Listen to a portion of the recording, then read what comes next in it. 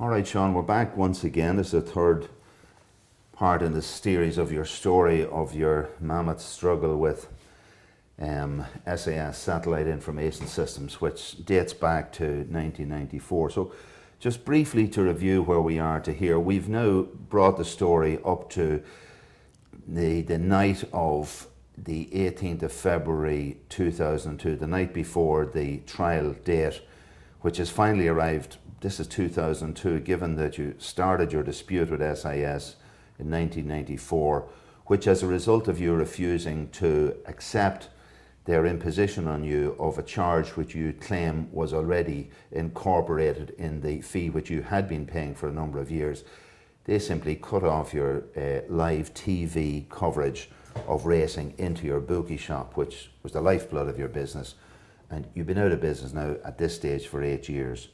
You've been through two different sets of legal people, firstly McCann Fitzgerald, and then secondly you had retained Michael Cush as a senior counsel.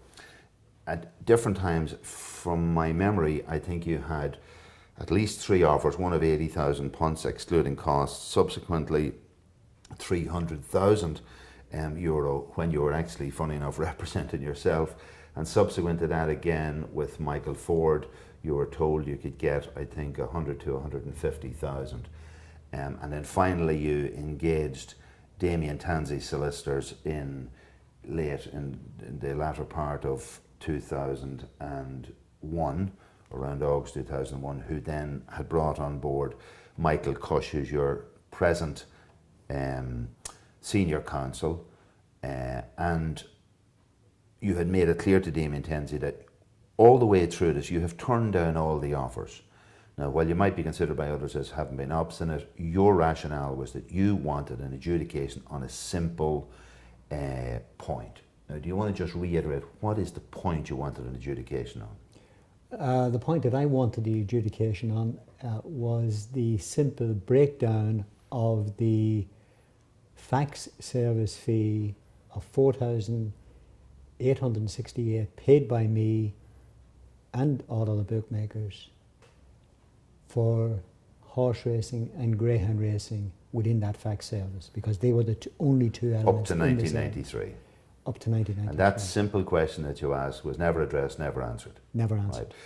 And you've constantly said, I just want that adjudicated upon. In other words, was there a breach of contract by SIS to the contract you had mutually signed? So that's really what was driving you, rather than the propensity of the sum of money that might emerge from it. Yeah, absolutely. And that's why you turned. I mean, I said I pointed out that back in with that Niall Colfer, when you were representing yourself, had offered you something like 300,000. I think it was probably around the year 2000, which would have. It was actually in February 2000. February. It would have given you 60,000 a year. I think around 60,000 a year to cover the 5 years you've been out of business, which would have meant you'd be in profit, but you turned it down because you believe you wanted this issue tried. So just to bring you forward, when you were to go to, you were to have a consultation on the night before the trial, and we're going to come to that.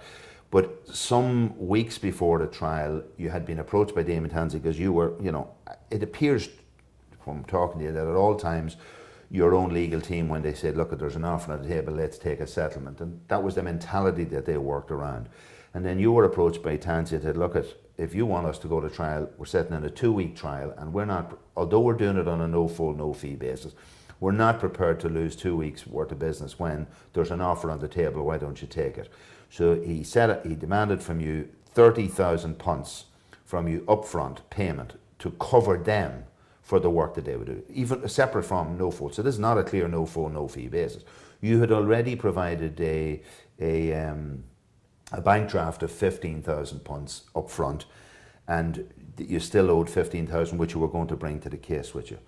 But I just want to bring into, I said at the end of the last session, I wanted to bring something into the conversation which I think is critical to the context around what happened at the end, is a recent bereavement that had taken place in your family. So do you want me just briefly tell me about that experience. Yeah, well, briefly, Niall, my youngest boy, at 13 and a half years of age,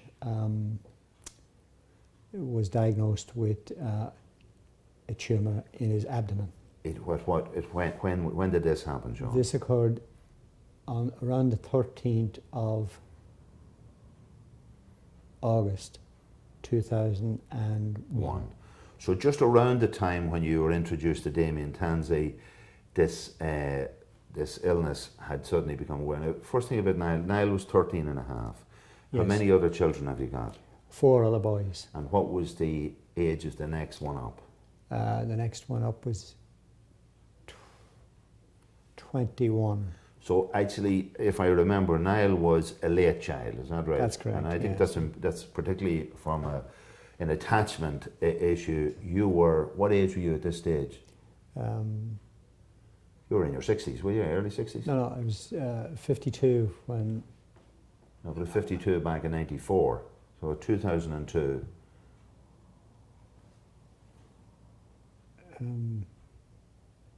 So you were almost 60 years of age when Niall got ill. So he was 13 Yes. and a half and you were, say, 60 years of age. Yes, it's. So what I'm saying is that so Niall is let's say he's a particular child because he's a late child, isn't that right? That's right. I'm just very mindful of that. Because, for example, I had known you then, but I hadn't known that you had a child that young. I would have known Aidan, for example, but you would tell me you had a son at this age. I was almost amazed. It was almost like a second family. So, and Niall had got ill very suddenly, is that correct? There was no warning or something? Yeah, he got ill very suddenly. He had been taken to doctors a couple of times in that year earlier, but there was no sign of any difficulty or there was no problem, other than that he was putting on a little bit of weight. But he could eat for Ireland and probably win.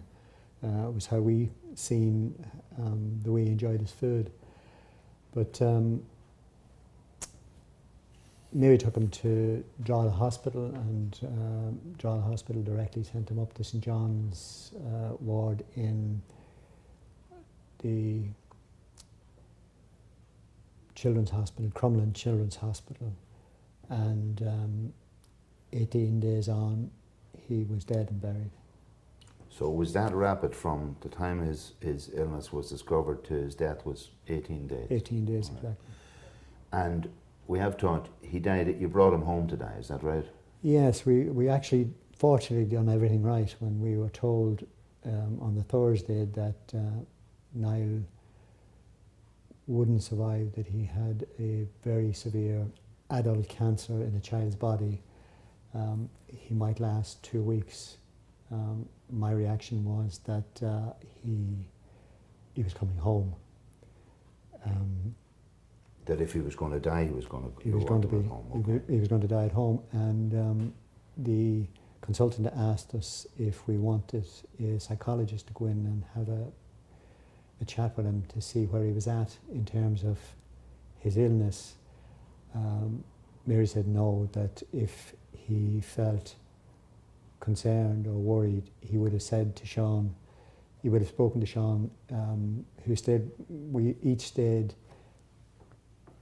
Mary during the day and me through the night. So you stayed with him in the hospital around the clock? Around the clock. Right. Mary during the day and me at night. And Mary felt that he would have, if he was feeling sad or worried or concerned, he would have said it to me, he would have spoken to me about it during the nights that we were there, which he didn't, which he had asked me at one stage earlier, did he have cancer? And I said to him, well, you have a tumour. However, on the one side, on the other side you have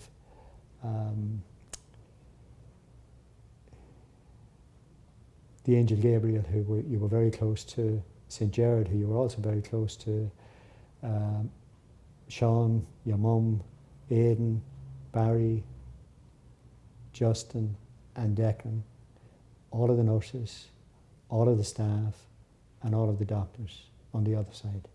So you have a tumour on the one side and all of these on the other side. And from that, Niall never mentioned his illness. He just... So would he have known, would you discuss the fact that he was dying or? Well, No, Right. I went to see the nurses who cared for him while he was there for the 18 days, and they had told me that they didn't feel that he knew anything was wrong. He loved his wrestling and he watched it incessantly on a video, but no, they didn't feel that he was in any way. He was in a little discomfort, but he wasn't Troubled by it. He wasn't troubled by Right. it in his mind. Right. And when you brought him home, how long did he last when you Just brought him home? actually, we brought him on the Thursday. We were given the prognosis, and I insisted that he was going home.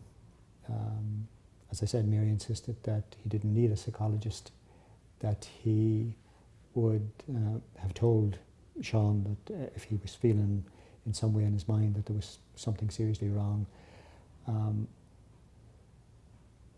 I stayed on that Thursday during the day so that Mary could go home and make arrangements for getting beds ready, and I rang some nursing friends I had in Dundalk and asked them to give Mary whatever support and whatever she needed from the Birches.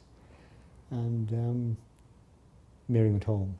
I stayed with Niall the whole of that Thursday, but at 10:30 on Thursday night, I felt that Niall wasn't going to last even the night. Now, I don't know why I got that sense of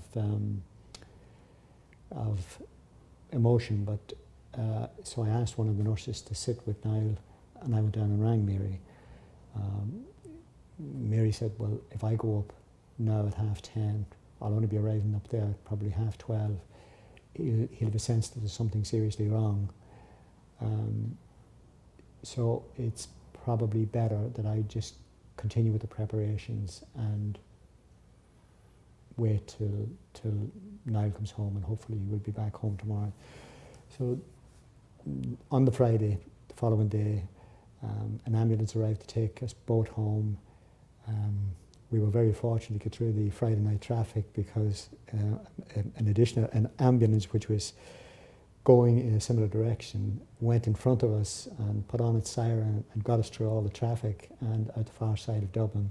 And when we arrived home, we took Niall in the back way because we couldn't. He was in a chair. We took him in the back way into the conservatory at the back, and his bed was laid out in the conservatory in that part of the house that he loved. His dog Ben was there barking. I was totally exhausted. When Mary seen Niall, the first thing she done was go down to the priest and the dentist and bring him up straight away.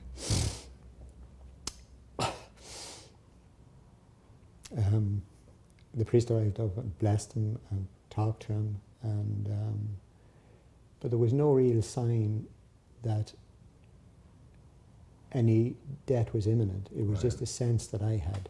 Right. I needed to go to bed, so I went to bed for a few hours. At 11 o'clock, my daughter-in-law, Ursula, came up with a cup of tea, and she said that, Ursula said to me, Niall's awake. So I went down the stairs, drank a cup of tea. Mary and I were each side of his bed, lifting him up and sort of talking to him, and he was saying, how can I sleep with the sun coming in here in the morning and Niall, or the Ben barking. And we were each side of him, actually lifting him up to make him comfortable in the bed, and he just put his hands up in the air and passed over.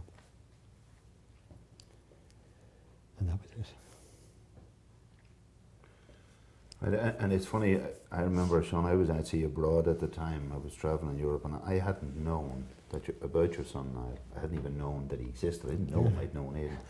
And it was only much later that I had heard that he had died. So, I mean, that's how I realised how sudden an event can happen and be gone when you're not in the space. And yet it happened for you, and, you know, firstly because he was a late child and everything, and the impact not only on you and Mary, but also on your other sons.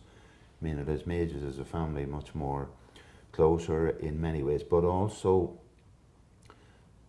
the room in which he died, I've sat in that conservatory, and one has a sense of its special meaning to you in that space. In a sense, the fact that he died in his home, etc., all of that was particularly special. It's not just another bricks and mortar space, isn't that right? Oh, the no. house is not in any way. No. And I won't say it's a mausoleum to him, I don't mean it in those terms, but an extremely critical, the most important event of your life in a sense. Well, I won't say that to mean the birth of your children, all those other things are really important, but let's say the most traumatic event.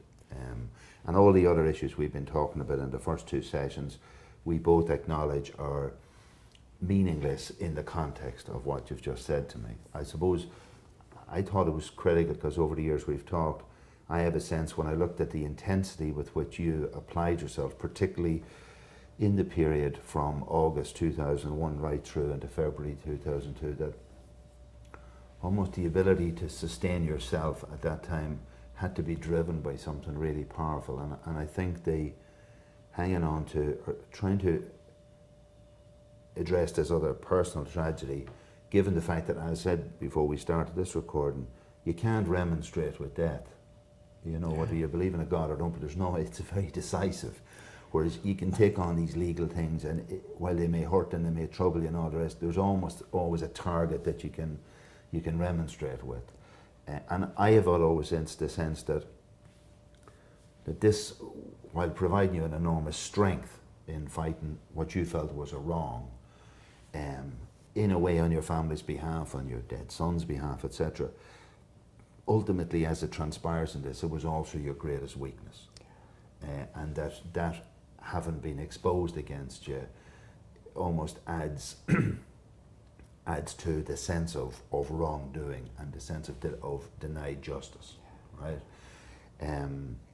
May I just say, one of the particular things about the family home, it's a modest enough end terraced house with a very large side garden, and Niall had all his friends in there. It was his little domain where they played football and kicked football. Yeah, there's a very secluded space yes. behind a large fence there. I mean, and very safe place. Right. And there were little benches and a number of little benches where they all sat around after playing their football and drank minerals. And I could see from a window overhead, looking out at them in the garden, and they would play during the summer month, particularly at that time of the year, which was around August and just prior to August. And he just loved his family home. He loved the family home. Often said to Mary about, you'd never think of moving. No, when there was never any chance of us moving. But he just simply loved his family home, most particularly for the garden, and he was king of that little domain. And that always had a sense of that being the case. Can I just ask, would you have discussed much of that personal stuff with your own solicitors and barristers? No, it never was discussed. No, the reason I say this, I mean, I particularly realised it was important for me to bring this in because at the end of the second part of this conversation we've had, I read a letter into the record there from someone on behalf of SIS, in which for the first time they suddenly introduced your wife Mary into a conversation where she had no relevance from their perspective. She'd never been, the case had no involvement with her, it was you against SIS. And while claiming they weren't threatening you, they basically said, if you lose this, we're going to take away your family home. Now, whether they did or didn't know about the poignancy of that home to you and the special value to it, it's quite clear that it was a threat. And yet, coming up to this period of time, you had reiterated repeatedly you wanted an adjudication, that there wasn't primarily about the sums of money involved. And given that you were broke at this stage, you'd been out of business since 1994, you're 8 years out of business, you scratched together from friends and family the first 15,000 of the 30,000 that your supposedly no fee legal team wanted to cover themselves because they had stated that it would be a 2-week case. And you were now gathering the other 15,000 to bring with you. So you went along on the night before, that's Monday the 18th, you went Monday to the 18th. It's interesting, I do remember that you called up to my house on that night before. That's correct. You were on your way to Dublin, and you know, you would have filled me in about the case in general terms. I wouldn't have known the detail over the years, but I knew how much you were committed to the case. And again, quite clearly, I mean, I would have raised with you, look at, are you in the settling business here? Do you think they might make a settlement? He said, look at, I've already turned down 4 or 5 offers. I mean, I didn't start this journey except for one reason, to complete the journey, which is I just want to go to court and get a judge to say either there was a breach of contract or there wasn't a breach of contract. So can I just go through the experiences of, you went to on the night before, you met, I think you said about 6:30, where did you meet? 6:30, we met in Michael Cush's chambers, right, across the road from the forecourts. Crossroad, and I think the people who were there, you had your team, Michael Cush, Kieran Adu, Tony McGlynn, Damien Tansey. He was there because he hadn't been at all the other conferences. No, that was only Tony McGlynn was his work for his company, yes, or whatever. And the other thing is you had organised to stay overnight in Dublin. Yes. Now, just to say that you had lined up a number of witnesses to come along, because obviously the case was going to be based on a lot of witness evidence. That's what probably else was going to take 2 weeks. So you told me you had booked accommodation for... Yeah, I booked in accommodation in Christ Church Hall. It's a... well, they're apartments, they're rental apartments, right? Directly across the road from the forecourts. Initially for a week, but provisionally for 2 weeks, and at a cost of £727 for the week. So this was accommodation you had booked for how many witnesses? Well, 4 witnesses at a time. Oh yes, so the people must move. But again, what I'm saying, you had booked, paid up front for these things for a week and reserved the second week. So you were, this was a plan, you had to run a case. Yes. And this is important as we run through this. There was no issue here that you were, this wasn't that you were playing games, you were just going to settle. You had everybody booked in and these people lined up. So, so what sort of people are you talking about? Where were they coming from? Were they coming from locally or? The initial individual who did actually attend on the day was John Holland from Scotland. Well, this was your, this was the Scottish bookie who had come to your attention, and he has the 2 contracts, one from 1988 and one from 1991, which has, one of them which has no reference to bags or anything else, and the other which has a clause slipped in, as I say, rather than appended to, which now mentions back the later contract. Right. So and he was over to give evidence to this effect, right? Yes, and those 2 contracts are signed by both parties, John Holland and a representative SIS. So he was over with you. Who else then? Or Brian O'Farrell was from the IIBOA. From the IIBOA. Graham Gilbert was coming over on the Friday, I think, of that week.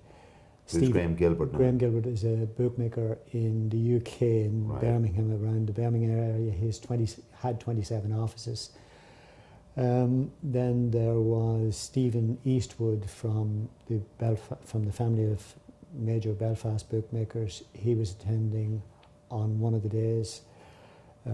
A Dr. Stapley from the UK, who had worked with SIS for a number of years on the technical end of SIS's operation, and he was coming over to give evidence to the effect that they, SIS, could easily have separated greyhound racing from horse racing. So the bundle that was greyhound races and horse racing, which it appears SIS had simply said, look, they're inextricably linked. I can't disconnect them. But you're saying that you were going to bring technical evidence that this was not actually true. That's right. And what about the other guy, the manager who in SIS? Angelo Sanzoni. He was the guy who was going to say that he was boxes going to of contracts right, containing the old contract, or the one which everybody thought they were getting, were to be binned and replaced by these new ones. Correct. That no one was going to notice this clause, as you believe, slipped in. Yeah. So these people lined up to come. You went to your meeting with your legal team in Michael Cush's office. What about, you'd paid 15,000 up, the upfront money they wanted. What about this other 15? Yes, I had the remaining 15,000 in cash in a package with me. So you brought a bag of money, is that right? A package brown? Of money. Sorry? Wasn't a brown envelope, no. I'm just wondering, everything in Ireland seems to work on brown envelopes. But you mean you brought a package of money? A package of money. A package again. And what did you do with it? I handed it to Tony McGlynn. Right, so it's just, there's a bundle of money for you. Yeah, Was there well, I receipts actually... handed over? Sorry? Were you given receipts or Oh, acknowledgement? no, Did you no. discuss the money or? No, no. Right, so you were around the table, did you just slip it to him on the Well, side? no, Or? what, actually, I slept, as I was leaving, Right. some of the the legal people were staying on. Myself and the forensic accountants Right. were leaving. They were going to their hotel. I went with them to have a cup of coffee, and then went to an apartment that I. So on had your way out, you secured. handed over this money, is it? When I was gone, So when I was this leaving, is I important here. handed Now, can I just say to you, in all the years you've been going along this case here, right? I'm going to go back to 1994. You first met McCann Fitzgerald, a seriously worldwide large organisation, engaged senior counsel Ian Finlay. And just, I'll take this opportunity because when we met up just this morning before the start of this, you wanted me to revisit something that we had discussed much earlier, which was that in the early days, around 94, 95, that type of time, you needed 96. 96, right? You wanted, look, I just want an adjudication on this. Can we just get it into the district court and get a decision? Because you felt if the decision was that you had been wronged, okay, that was solved. If the decision was that you hadn't been wronged, well then you better get back on some livelihood. That's what you correct. wanted. That's And right. that in conversations it appears, I just want to read it, probably, it's only a small paragraph, but it's an attendance note signed by Kevin Kelly, who was a solicitor with McCann Fitzgerald. That's right. It's dated the 1st of May 1996. It says, re Sean Lawless. It says, I received a telephone call from Sean Lawless. He explained that he was very anxious that we get district court proceedings issued. He understood and appreciated that it had been agreed at the last meeting with Ian Finlay, that's your senior counsel, that we would await Ian Finlay's opinion and then make an informed decision as going into the district court. However, for his own personal reasons and family reasons, he wants to have the matter resolved one way or the other, and he is anxious to get on with the district court proceedings. Accordingly, notwithstanding what had been discussed and agreed at the previous meeting with Ian Finlay, Sean now wants me to go ahead and get district court proceedings out as quickly as possible. Now, I think it's important, to clarify, that's a document, right? Time engaged, 10 minutes on this conversation. Now, what this critically, I think, suggested, you were, in going to the district court, you were never going to get big money. Absolutely. It's not possible. So in other words, your reason to go to the district court was, this again is confirmation of your desire to get an adjudication. And at the time, in the first part of this three-part conversation, you showed me a legal opinion by Ian Finlay, senior counsel, in which he definitively claimed that there was a fundamental breach of contract. So from the very outset, in all of the advice you had, did anybody say to your case was flawed? No. And right up to the night before, you've had your briefing meeting, everybody's lined up the ducks on the night before, you're going to bed waiting to get up in the morning, you leave that meeting believe that you have a strong case. Absolutely. They have not told you now. They have said to you, and I understand that they discussed with you after the 12th of February when your family home was threatened, that according to them, some act, you showed it to me earlier, called the Partition Act, you had it there, which you only found out a bit later, only copied later, that some act which seems to be quite old could have meant that they could have forced the sale, if they got costs against the SIS, that they could have forced the sale of the family home, or to the degree that your part of the family home could be realised in cash. But outside of that, Sean, you just showed it to me, there was the act, and he showed me an act to amend the law relating to partition, and it's the 25th of June 1868. So, and one of the questions you had over the years was whether the Family Home Protection Act of a much later period, 1976 or 76 or something, 76. You would have wondered how this could have superseded it. But irrespective of that, you had been tested on the 12th of February. Again, tested once more, like in Gethsemane. Sean, you're going to lose your family home, and you said, I'm going ahead. You turned up at the show the night before, you'd put your money on the table, you'd talked, you had your team talk, we're all going forward. Nobody, Michael Cusher, said, Sean, you've no case here. Okay. Correct, just confirm that's correct, that. absolutely. Okay, so you go to bed. I want to bring you to Tuesday, the trial date, finally a trial date after 8 years. How on earth it takes 8 years to get these things to court just continues to shock me. Except when I think of the huge tranches of legal fees that are grown in this completely inefficient system. On Tuesday the 19th of February, Tuesday morning, right? So you meet again at 8:30 in the morning at the forecourt at Michael Cush's chambers. So you regroup, right boys, you're having a team talk, final team talk before the game. You've got there Michael Cush, Kieran Dedew, Sean Lawless, Tony Midlin, the forensic accountants, and Damien Tansey, right? You told me that Michael Cush asked you the question. Yes. He asked me, what did I want out of this case? So, like, just getting it clear before we go out in the pitch, what do you want, Sean? I want an adjudication in my favour, hopefully, and the damages which would reach the threshold required for the High Court. So that you wouldn't end up having costs given against you. And that threshold we've established was something just over 10,000. Now, whether it was sterling or punts is not clear from the original document that SIS have shown, but that's the quantum of issues, right? Something, let's say, worst case, 10,000 sterling. That's what you wanted.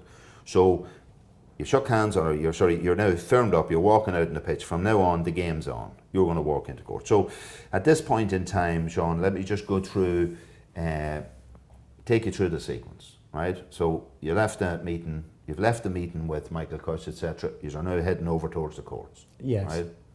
By the way, you went to Dublin on your own that night. You went the night before. As with all dealings with this case, you went on your own. You hadn't got your family around. You were following this case on your own. You stayed on your own. Okay. You went to the court. You mentioned to me you went down and had a cup of coffee in a coffee bar, and Damien Tansey came in and sat beside you. Yes. Right. There was no discussion. Just small talk over a cup of tea. Yeah, right. Just small talk. Again, just to say to you that you would have only met Damien Tansey at the outset and basically the night before. That's right. Tony Midlin was the guy who carried the case on his company's part, correct. right? You then said, and I suppose just to again restate your commitment, you said you went off and you rang a friend of yours in England. Yes, I went upstairs from the coffee shop up into the round hall, down into the foyer where there's two public phones. I rang a friend of mine, the Major in the UK, and I said to him, we made it at long last, we are here, we have a day for trial, and let the cards fall where they may, but at least this thing is now going to be adjudicated upon.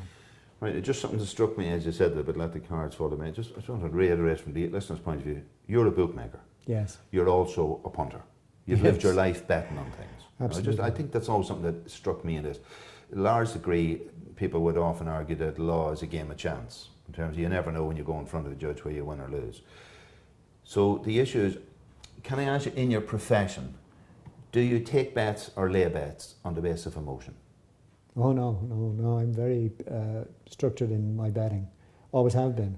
Can I ask you, a punter or a bookie who relies on emotion when making decisions about betting, how long do they last? Very little time. They don't last. Is that right? They simply don't. It's simply an anachronism to imagine that you can have a bookie, an emotional bookie. Quite. Well, that's important, but if you're looking at a case and you've had 8 years to get really worked up about it. Now, we've already discussed that this is also a highly emotional space for you in relation to the loss of your child, etc. But the business of bookie, it's in your blood. You don't bet on the red horse because I like the colour of the jockey. You don't do that sort. That doesn't operate in your head. It's not in your DNA to do that. Absolutely. So what I'm saying is that when you rang your friend, a Major, who you would have had conversations with and who would have understood that the environment of horsing, that you were looking at a gig with odds. So if you were to have put odds on your case at the time, if your friend had said to you, look, if we had been taking bets on your case, Sean, what would the odds have been? You're an insider, what you call the insider information. I would regard myself in a 2-horse race as being a 4-to-1 on shot. Now again, can I say to you, I don't know if it did, I know nothing about horses, but I presume that means it's sort of like a dead cert, is that right? Well, you can't have a dead cert, obviously. You can't have a dead cert, but you certainly can't have a dead cert in law either, but there's always a But given that you were an insider, well, now, to be fair, the insider information was all you had was your side of the story, but you had 3 senior counsel Ian Finlay, Michael Ford, as you said, a prominent or eminent lawyer in competition law, and now Michael Cush, all line up and say, your case is definitively solid. Yes. In terms of breach of contract. So you're saying to me, again, the odds 4-1 on shot. Yes. Oh, let's hold that. Let's hold that. We see what the outcomes are. Anyway, you go across. The court's due to be heard, set at 11 o'clock. Yes. Right. You said to me at that point you saw Damien Tansey arrive with. Well, I was the first to arrive at Okay. Court 11. Damien Tansey arrived shortly after. Well, some few minutes after that, about 10 to 11, pushing 4 boxes of documents on a trolley. Tony McGlynn came behind him with 1 box of documents. So these are just, again for our listeners, these are the box of trolleys you'll often see in what I've used the theatrical area. But the only time I ever see barristers do work or lawyers is when they're actually pulling trolleys. All right, usually full of money. But anyway, the trolleys are full of these boxes. These are the boxes that contain the information on which we're going to hear the 4th secret of Fatima. Yeah? So there were 4 boxes, and then Tony McGlynn, his partner or worker or whatever, solicitor, he came in with an extra box, right? Yes. So your barrister Michael Cush and Ciara Nadeau, they were all in there as well. Yes, just how significant it was. Damien Tansey asked me to push in the boxes, 4 boxes of documents on the trolley. Well, into you were the court. paying plenty for it, why wouldn't you? Yeah, it was strangely enough. But I went in and pushed the trolley and left the 4 boxes there, and sat down behind. No, went back to the back of the court and sat at the back of the court in the back bench. Now, just at this point, your wife Mary arrived, is that right, around this time? No, not just at that time. Well, yes, possibly around that time. Just before the court started? Yeah, just right. before the court now, started. Just to say, Mary, your wife, you hadn't anticipated her being there, No, is that right? You hadn't no. discussed with her being there or not being No, there? Because, I mean, I presume you're now focused, you're just like a horse in a race blindfold, I'm running this case. So in a sense, it was out of the blue that she arrived. So she had arrived and decided to come to court. This is the first experience of being involved in this. She had Mary at any time over the last 8 years discussed any of these issues with anybody else in your case, with the legal people or any SIS or anyone else? No, absolutely no. Right, okay. And so therefore I presume the detail of the case would not be within her grasp. No. You know, I mean, obviously I've watched with you over the years the detail, it's very sophisticated and nuanced detail. So she arrived anyway, and the 2 of you were sitting in the court together, is it? Yes, Right. at the back of the court. Okay. Michael Cush and Ciara Nadeau and all the other and We're the sitting up at defendants the front team or were, whatever. well, they had moved in behind because I was in early. All right. Mary came in about 10 minutes to 11. They came in around 5 to 11 or so. It all happens very quickly in the court. But they went to their benches and sat down and so on and engaged with one another across the. And Mary and I were sitting together, and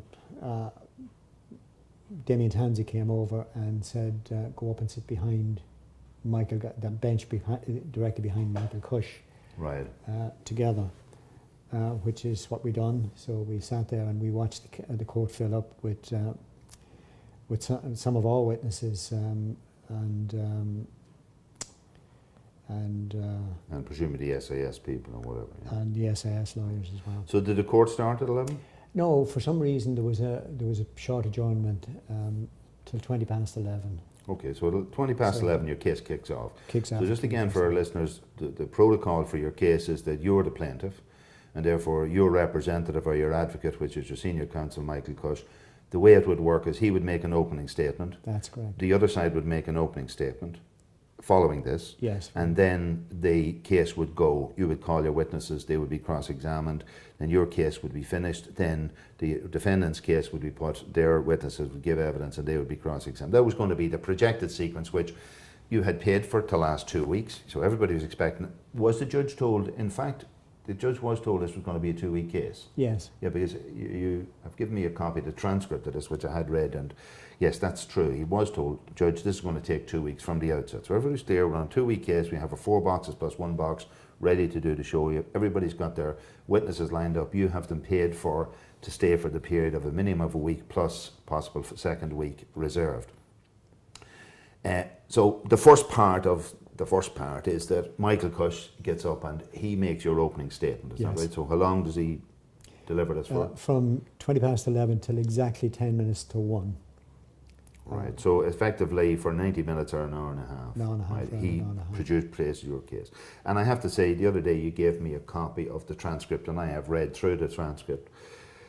You know, I've often wondered in this case what it take an hour and a half to explain something that seems to me to be very straightforward. But anyway, it reads through, and it took that period of time at which it was decided that Michael Cush suggested the judge would be a good time to break, and you broke for lunch at 10 to 1. 10 to 1, exactly. Okay, so you got up and presumably you're walking out of the court, or Yes, very happily walking out of the court on the... because how did you feel Oh, about I've you were probably- listening now, because you're the man, you'd gone in there in a 4 to 1 shot. I know your 4 to opening 1 statement. shot. Oh, 4 to 1 on, okay, sorry. 4 to 1 on. I told you I 1 don't to 4. understand these odds. Right. But sorry, can I just ask you, because what's 4 to 1 on mean? If I give you a 80%, pound and I 80%. win, what do I get back? £1.25. If I give you a pound Yeah. and I win, what do Yeah. I get? 125. Yeah. So we've only made 20%. Yeah. Or 25%. 25%. So. Oh, I thought I'd get £4 back. Oh, no. Oh, no, the odds You are put the not that £4 good. on to get £1 back. Oh, right, that's what it means. All right, and that's is that a good odds, is it? That's very In a bad two-horse odds. race. In a 2-horse race. It's good odds for me to win the race. If I'm a 4 to 1 on shot to win Right. the race, then... Oh, look at this, is all beyond me. Thank God I haven't done that yet. Anyway, you've come out here and you had this bet before with yourself for your sense of the odds. Having listened to your man deliver, what did you think? He was absolutely brilliant. The You didn't presenta- start to see cracks in your case, did you? None at all. Right, so you left the court anyway. What happened then? I left the court, and as I exited the court, Michael Cush was in the corridor and turning around towards me. I said, "Brilliant presentation, excellent presentation." And he said, "Sean, that's as good as it gets. You could lose your family home." Out of the blue. Absolutely out of the blue. So obviously you must have been pretty taken by this, right? I was stunned. Right, okay. I was stunned. But strangely enough, I reacted, I reacted by saying, "I can't lose my family home. It's protected under the Family Home Protection Act of 76. And in any case, I remortgaged the house. There's a mortgage on the house. It belongs to the building society. I mortgaged it to continue to run this case." So there's nothing there anyway. So you are this man of straw, essentially, that you were originally told by Niall Colfer you were. That's correct. Many or somewhat previous. So obviously, what happened then between yourself and Michael Cush? Well, the emphasis it kept being repeated to me that you could lose your family home. That's as good as it's going to get, and you should discuss this with your wife, and go down and have your lunch and discuss this with your wife and decide what you want to do. But that's the reality of it. So you mentioned, I think I noted here, you said that Michael Cush told you that Damien Tansey was your case manager. Did he say to you? Well, should yes, discuss he with said to him, me. or- Yes, he said to Mary and I that go and speak to Damien Tansey. He's your Damien Tansey. He's your case manager. And but Damien Tansey had disappeared, and in fact, before the court rose at 10 minutes to 1, Damien Tansey had left the court at about 20 minutes to 1. But he wasn't to be found during lunchtime at all. So you went for lunch, did you? Who went for lunch? Or Mary, myself and Brian O'Farrell went across the road to the Legal Eagle. Brian Farrell is the CEO of He's the the CEO of the IOBOA. IOBOA. Okay, who's been involved with you right from Yes. the start. We've mentioned that That's he had right. made representations on your behalf to SIS, for example, That's back right. in '94. Yes. Okay. We went across the road. Brian spent Went across the road to the Legal Eagle for lunch, is it? for, yeah, for okay. that lunch. Right. Brian had been on the peripheral of the conversation, and he knew there was something serious going on because he'd seen my reaction, and he said, he asked me what was wrong, and I said, Michael Cush said, "That's as good as it gets. You could lose your family home." He's now telling me, undermining me, and we went across to the Legal Eagle bar, ordered coffee and sandwiches for the three of us. Brian O'Farrell got on the phone to somebody he knew in Arthur Cox's company to tell him, explain to him what was happening, and to see what advice he could give in terms of what was being said. was Right. being said. I said to Brian, and I discussed it, and I said to Brian, "Is there? I mean, I'm going to run this case. This case is going to go ahead. If I lose the quantum, if I don't reach the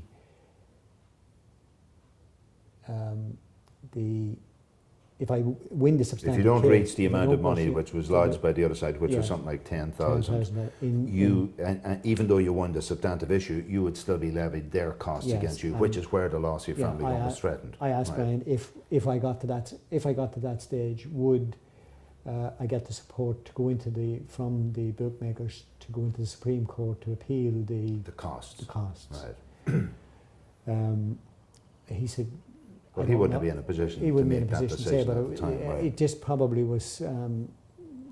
Because this, again, just to remind myself, this is one man against a monolith. You know, there's you with out of work for 8 years or lost a livelihood for 8 years against an organisation, SIS, which by this stage has gained traction and making more and more and more money. They're in the multi-million business, right? Oh, yeah. So I mean, their coffers are compared to yours limitless, Yeah. right? Well, So- currently their turnover is 274 million a year. Right. So I mean, very powerful body of people. Yes. And unfortunately, in your situation, while your situation, as you would argue, would apply to, as you say now, 9,000 other bookies, the reality is it's you on your own against it. And so the issue is, could you garnish the support? But at this point in time, that wasn't available to you. You're on your own facing these people. Yes.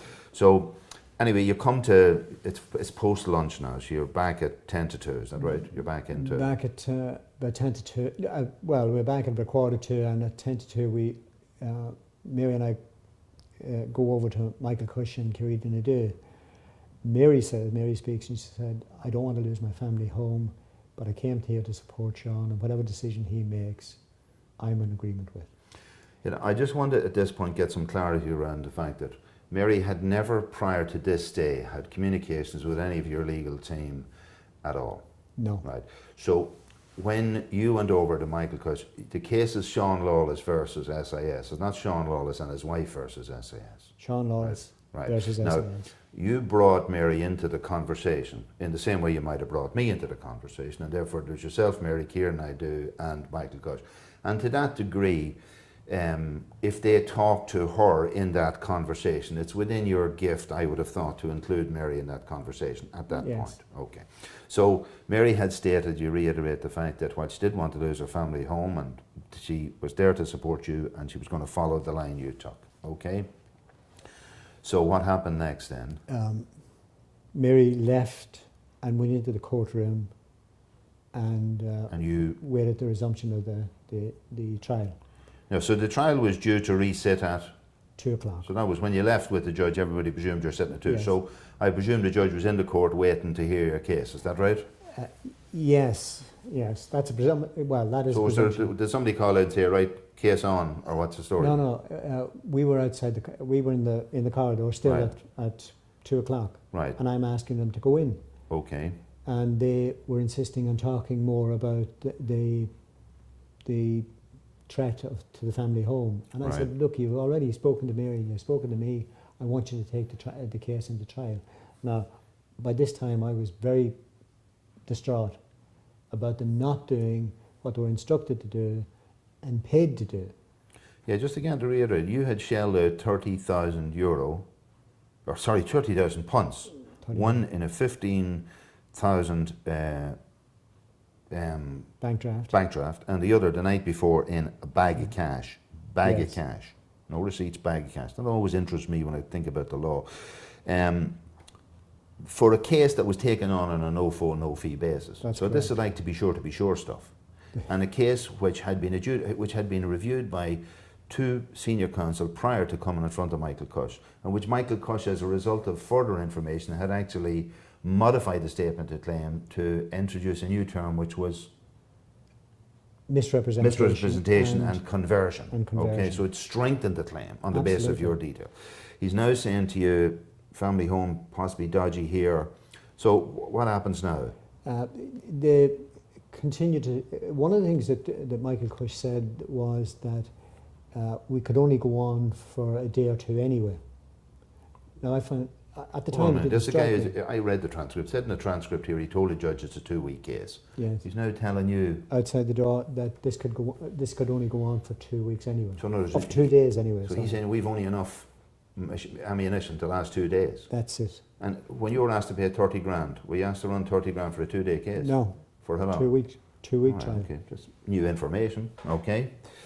Right, so this is obviously a bit of a shock to you. So go on ahead. So we were engaged outside, and in the some corridor, kind right? of discussion with him, and Okay. he was doing all the talking and I was doing all the listening. But we weren't moving in. We weren't. I asked him to go back into the court and continue the trial. Okay. There were witnesses in there, and it just didn't happen. He did go in. By about 20 minutes to 4, I think it was, or 20 minutes to 3, Niall Colfer arrived back with Mary, my wife. Niall Colfer did? No, sorry, my apologies. Niall Colfer's from the other side, isn't he? Oh, right, Damien sorry. Tansey. Damien I was Tansey wondering, yeah. arrived back into the corridor down to us with Mary. I thought Mary had gone into the court. She had. Mary had gone So into why the did she court. come out? Mary told me that Niall, Damien Tansey. Damien Tansey went into the court, beckoned her out, and Mary told me that he said to her, this concerns you, you better come out. Right, You could okay. lose your family home. Okay, so she came out and joined you. She came out and Okay. joined us. Mary reiterated again in this conversation that she was here to support her husband. Whatever decision Sean made was good enough for her. She was satisfied with that. Whatever decision Sean made, she was happy with. Okay. There was conversation, and Mary went back to the court again for a second time. Back in the court, right, Back in okay. the court again, waiting to resume. This is coming near 3 o'clock now, yeah? Yeah, it's coming now near 3 Okay. Well, o'clock. the court is supposed to sit at 2. I'm just interested, like, what's the judge doing? Is he hanging around waiting inside? I don't Exactly. know. Well, this is something that You didn't notice this I stage, you're didn't- out in the corridor. No, I didn't know, and I didn't know anything about it. I was just expecting. Okay, so Mary's gone back into the court. Mary's What gone have you back said into- to your people then? I'm saying go back in the court and Okay. finish the trial. I paid you for a trial. I'm insisting on them going back in. Right. They're still insisting on not going back in. Okay, Now they're not open. They simply, I couldn't drag them in. right, okay. At about 3:15, while we're still out there arguing, and I'm not quite sure what the argument was, because the only one thing I wanted them to do is go in and finish the trial and continue the trial. And again, he made the reference to we could only go on for a day or two anyway, a day or two more anyway. Right. And that was Michael Cush. Carridan Nadeau was there as well. But at about 3:15 again, Mary came out. Again, Mary and Michael and Damien Tansey arrived back into the corridor. Again, Damien Tansey came out, Mary. Damien Tansey came out again with Mary, Right. having gone in a second time to take her out, to take Mary out. So did he just go in and beckon her out, or did he have a conversation with her? He just went in and beckoned her out. Right, okay. And they walked down Okay. the corridor. And But he had no discussions with her, private discussions? separate well, he had discussions told with her that he had told Mary, or Mary had told me that he told her that he had lost a child himself, and that he knew how she felt, and this was very stressful for her, and so on and so forth. Right. But I suppose I'm interested, did he discuss the merits or otherwise of the case? Did he discuss the case or a settlement of the case? The case itself wasn't the purpose of undermining Mary or taking Mary I'm just, out. why was Mary brought out? Well, Did you to instruct undermine Mary me. to be asked out? No, absolutely. Did you? No, absolutely. When you not. went up in court that morning, did you anticipate Mary being there with you? No. Did you anticipate her being with you through the running of this case? No. All right. So Mary being brought out was not done at your behest? No, Okay. absolutely not. Okay. By this time, Mary was in virtual tears. Right. She was totally stressed, and she was in tears. The conversation went on. for I just want again for listeners to understand. I mean, both you and Mary, we discussed very emotionally there that your loss of your son Niall over a very short period of time, just a few months before, and the particular nature of the relevance and the vitality of this home, this actual home in your lives, and Mary, who's not been involved in the running it and involved in a detail of this case for 8 years, suddenly gets involved in this. You're involved in a courtroom, attention, etc., involved in a courtroom, and you know her stress is related to this sense of this. You could lose your family home. This conversation that's going on. So you're obviously trying to respond to this as well. And I just repeat to say, you did not ask for Mary to be brought. Would you prefer that Mary hadn't been at this stage there? Oh, absolutely. Right. Absolutely. If Mary Right. hadn't been there, and it's no fault of Mary's, that Mary had never been in a court in her life.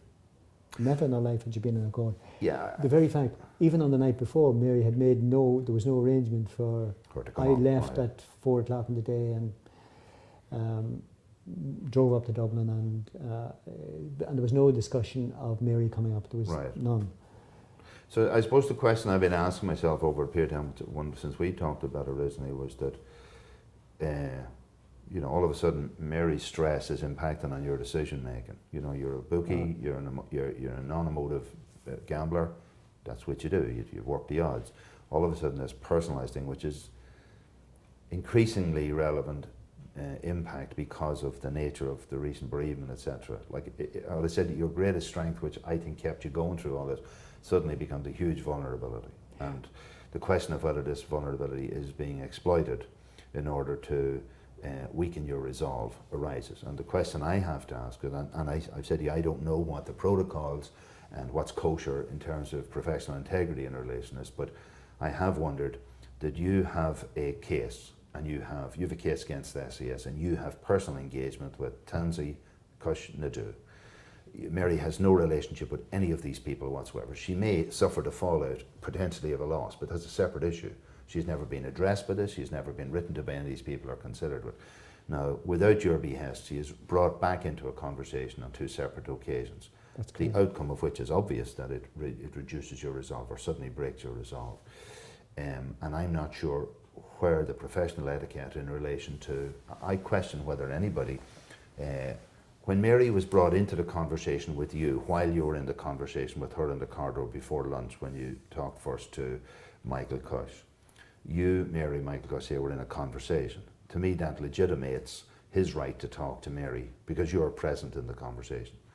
At any time that any one of those people talk to Mary about the case or its impacts offside without being within the gift of your presence in the conversation, I question whether there's a professional issue. That's something that bothers me in relation to it, but I don't know the rules. Anyway, I just want you to tell me what happens then. Obviously there's serious stress coming on you. We're now at 3:15, 3:20. Yeah. What happens? At 3:20, I just gave up. So you break. I break. And Now, what do you the say? very important thing about this was I had refused 3 offers from SIS over the years. period. Yeah. Now I had to give Michael Cush permission to go and seek a settlement. Okay, so when you broke to the degree that I now give you consent to seek a settlement. Yes. Okay. So what happens now? Michael Cush went away, and he came back within about. We're now 3:30, running into 20 to 4, something around that time. Michael Cush went away. He came back in about 10 minutes. He said they will only give you £70,000, and they want a confidentiality agreement. And costs. And your costs, is that right? It wasn't functioning, well, presumably that's what it was, but it wasn't functioning with me. He said they'll only give you £70,000 and they want a confidentiality agreement. I said, I don't want any money from them. Mm-hmm. That's my exact words. I don't want any money from them, and they're not getting a confidentiality agreement. Okay. You don't know, so you weren't... He said, Right. Just to say, I want to ask you about those costs. They're important because you have discussed the costs from there. As I understood it, you said it was 70,000 inclusive punts you were being offered, including your costs. So you had to settle, you had to pay your costs out of it. I had to pay my costs. Okay, so just want to make that. It wasn't 70,000 excluding costs. It was 70,000 total plus 70,000. confidentiality. That's what they wanted. But that's important because we will discuss the breakdown of the costs later on. Plus, they wanted a confidentiality on settlement clause, and yes. your reaction was, No, I don't want, my actual words was, I don't want any of the money, and they're not getting any confidentiality. So at this point, what did you want now? Just write down what did you want. What I wanted was to get Mary out of the precincts of the forecourts. So the only thing that's on your mind is, in. got to get her out of here. Just, yes. Doesn't matter. Give up, walk away. I just got to get her out of here. So yes. You're not focused now. You don't have your head on in relation to detail. No.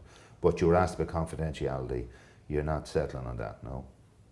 You're not going to give confidentiality? No, absolutely not. So what did your people do then? Michael Cush said, I told him this man is screaming his head off, is ready to scream his head off. That is me. That he told them that his client was ready to scream his head off. Now, there was no reason for me to be ready to scream my head off unless I was being put under serious undue pressure by my own legal team. Tony McLean. Yeah, sorry, go ahead, yeah.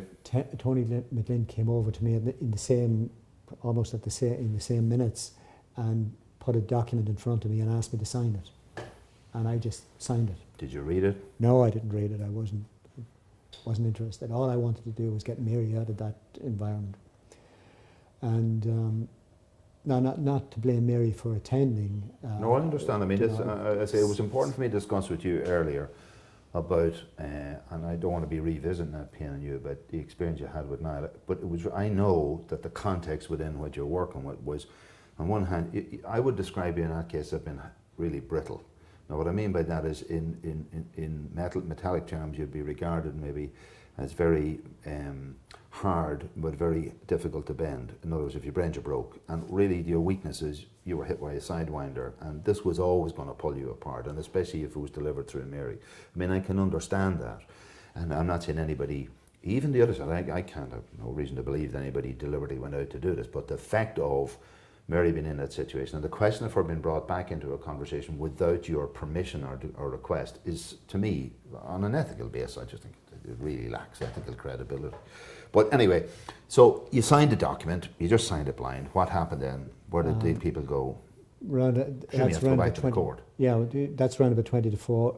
We go back into the court, and Mary and I sit at the back, and Michael Cush stands up before the judge is called, taken in, and Michael Cush tells the judge that the case has been settled. And I mean, I don't remember the actual detail of what the judge said, and they thanked everybody involved and so on and so forth. So you came out of the court, I presume, then, and what did you do? Yeah, we came out of the court, and it was necessary for me to ring witnesses who would have been travelling from the UK the following day.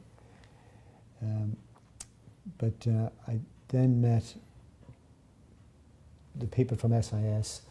I shook hands with Kevin Smith, their legal secretary, or their. So he's the guy who wrote the threatening letter about your house. You know, you shook hands with him. That was very genial of you, anyway, right? He said, if you reapply for the service again, you can have it restored. So just say there, I made a bit of a joke about you shaking hands, but I mean, did you have any malice towards SAS? No. All right, no. So I mean, that's a sign. Obviously, if you're maliciously inclined, you'd hardly be shaking hands with him. No. Okay. I wasn't. So anyway, you then you said you wanted to contact witnesses. Just to say, it reminds you had lined up a number of witnesses. They believed, because once you're operating over 8 years, you turned down 3 settlements. They believe you were going over the line. I mean, you had told them, no matter what happens, I'm going to get a judgment, and that this judgment will be of value to, because that's important. You were aware of the value of this judgment if you succeeded in getting it, for all these other guys who, in your belief, had been overcharged over these many years. Yes. Is that right? So now all of a sudden, the question is, emerges, I suppose, this guy's after taking a settlement. Is that what's going on for you? Is it? Right. I felt that was the greatest shame I felt almost in my life, that I had to ring individuals who had supported me with information and were prepared to come over from the UK to Ireland to give evidence, and I was now having to ring them and tell them that the matter was settled. So how did they take it, John? Well, the conversation was so short with each of them that they didn't have time to react.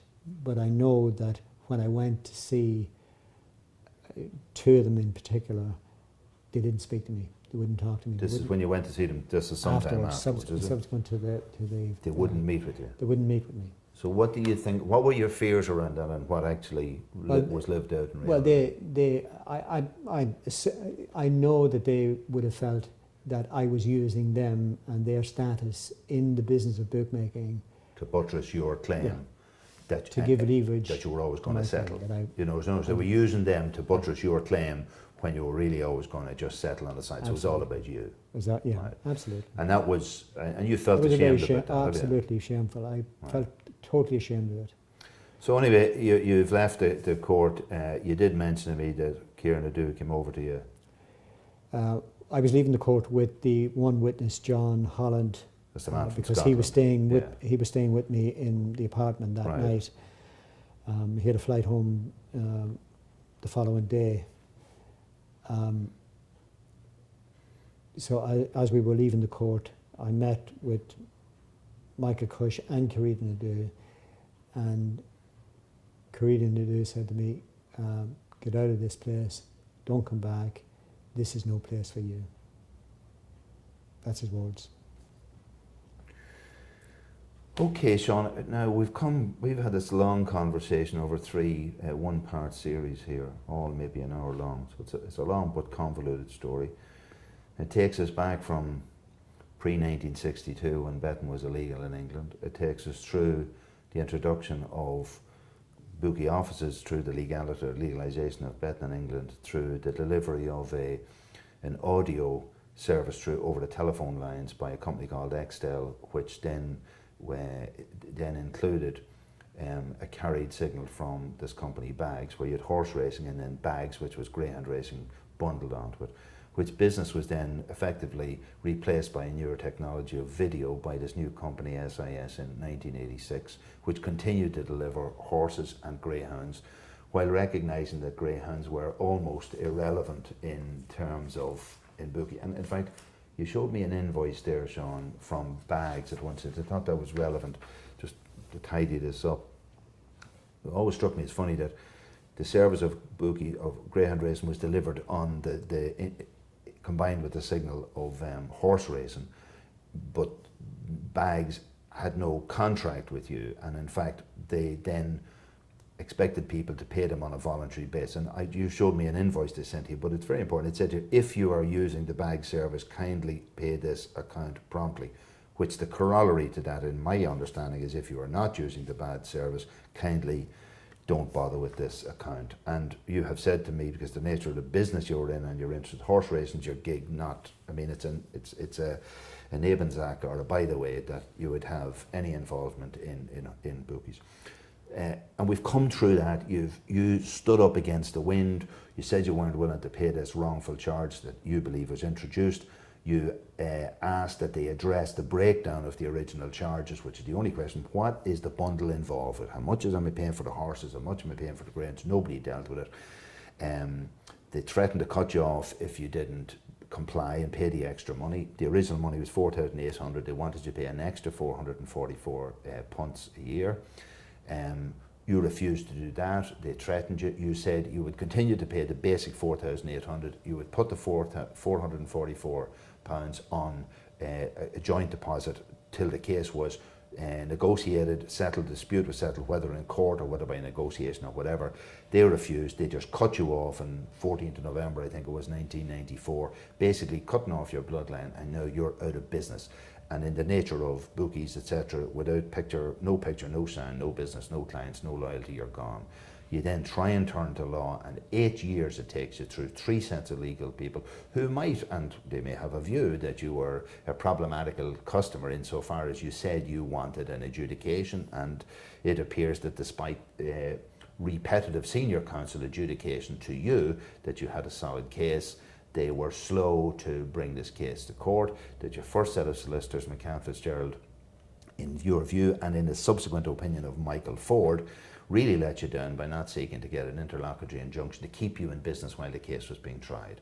You go to court fully prepared, you're a bookie, you don't operate on an emotional odds, and you're basically chopped down in the last 10 minutes through an emotional vulnerability that comes from the recent death of your son. And I presume if Niall had not died, if Niall was a healthy boy, neither you nor Mary would have been anywhere near the emotional threshold that you were at where you could have broken down. I mean, as a bookie, you would have taken the odds, isn't that right? Absolutely. So now, essentially, and I've said to you, and we talked about this sometime afterwards, because I hadn't met you until, again, I know that you were keeping your head low at the time. You weren't going around talking about this, you know, since I take it from that chain, you weren't going out publicising the fact of what you'd settled.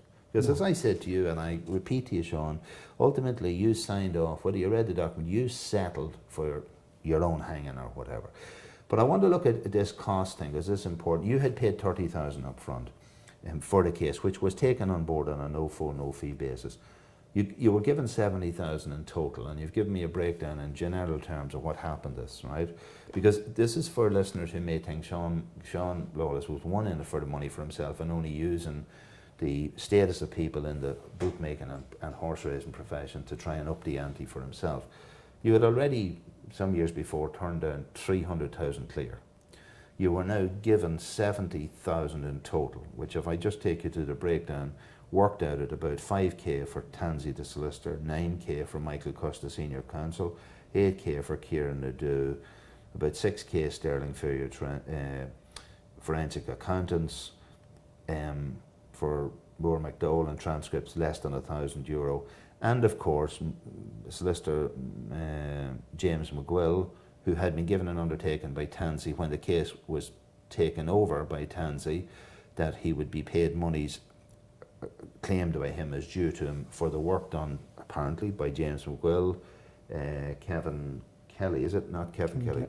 No, I saw it. Oliver Kelly and Michael Ford. So that came to 25,000. And ultimately, the bottom line is you just shown me a photocopy of a cheque. That's what you got for all your trouble.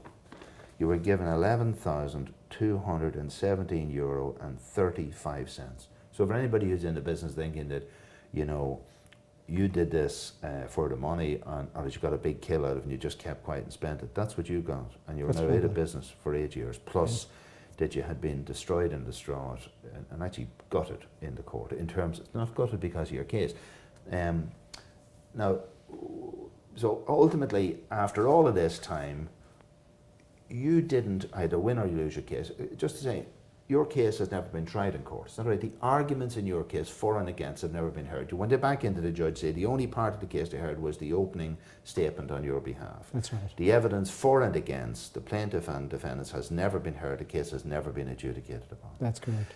And is it your contention that therefore the essence of this case, the arguments are still valid? They're either valid or invalid, but they have never been tested. Now, of course, because you settled, that's it. You can't go in there again. Is that right?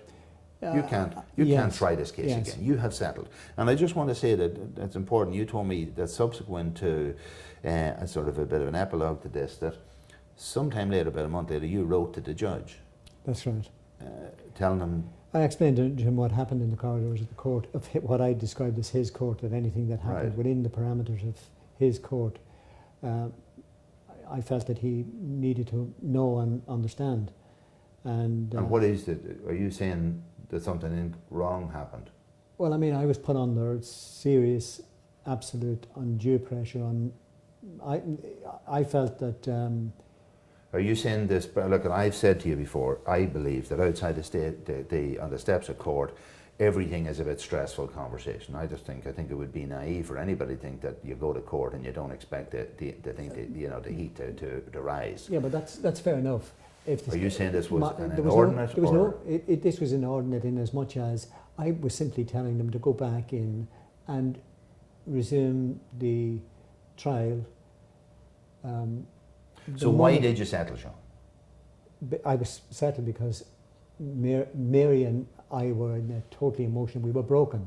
Right. We were literally On a broken human in that, level. on a human Right. level. So nothing to do with the essence of your case. Absolutely It wasn't to do with nothing to sudden do with it. emergence of you. No. Now, okay, just finally in this part of this conversation, and I want to tie this up, and then, because to me this is almost the bottom, right, for you. And I do think that there's another element which we'll discuss in a follow-up, the epilogue to this, and I just want to do that. But what in your case is the question that still arises? What's the question that you were left with in terms of what happened from 8:30 in the morning of the day of the trial? When you went in at 8:30 in the morning, had you a sense your case was weak? No, absolutely Wait, no. did anybody tell you this? So what is your question? My question is, what changed from we left Michael Cush's chambers at 8:30 in the morning until 10 minutes to 1? What changed? When What he happened? turned around and said to you, Yes, when he turned around and said that's to you, as good as it gets. You could lose your family home. so this is after his, this is not even hearing the defence. Nothing had been heard, and in fact I've read the transcript and I have to say, common word, nothing turns on this. I love that legal line, nothing turns on this. Now, there was no indication from anything in the transcript that anybody on the other side had anything overwhelming. Now, there was a mention to the fact that SIS seemed to be relying on the fact that they couldn't charge people different money under some sort of European law, but I don't think that was ever your contention or question in the first place. Is that right? No. So that's your question. And that was back in, what are we now, 18th, 19th of February 2002. 2002. We are now here in someday in May, 16th of May or something like that, 2013. So this is 11 years later. And it seemed to me when we decided to do this conversation that this is the burning question. You still have no answer for what happened between 8:30 when you had a fully supported case. And it is important that I think it could be alleged about you. Look at your man.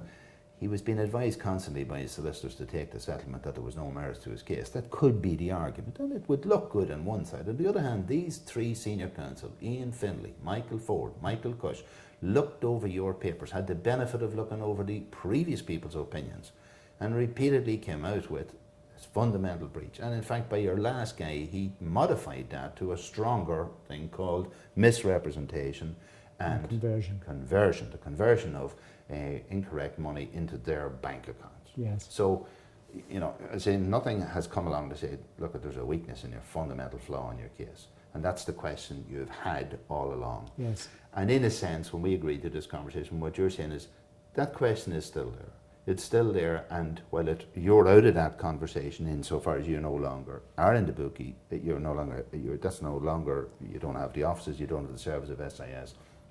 I think you're saying to me that all of the people who have before and since had and continue to have that service at SIS, you argued that these people were overcharged then and continue to be overcharged. To this very day. Yeah, and the first day you came back when we decided this, you showed me a spreadsheet which had been prepared for you by forensic accountants, which showed that if you accumulate the monies, in your view, incorrectly paid since 1994, when they introduced it, up to now, when you accumulate that and add it up for 9,000 bookies, it comes to €200 million in the year 2013. Yes. And I think your contention is that this case is still valid to be run, and if it were successful, the impact on a company like SIS is probably such that it would put them out of business. That's the potential that's there. And that the conversation we want to have in the epilogue really is about, what is there for, bookies who are interested and say, look, we can do this. And again, I presume when you remove all the emotions that affected you on that day, and can I ask you that you went in there 4-1 on, you felt, that's what you felt. Absolutely, yes. Insofar as, I don't know anything about it, but is this a horse that just falls at Beechers or something? Is that really what happened in this race? No, well, as far as I'm concerned, it was. The horse didn't get an opportunity to run the full race. Right. Well, that's what I'm saying. As At I'm some concerned. point, was spiked Yeah, in the race. it was spiked in the race. Okay. Okay. Well, that's the end of that part. We'll come back and we'll discuss then the possible future of this case.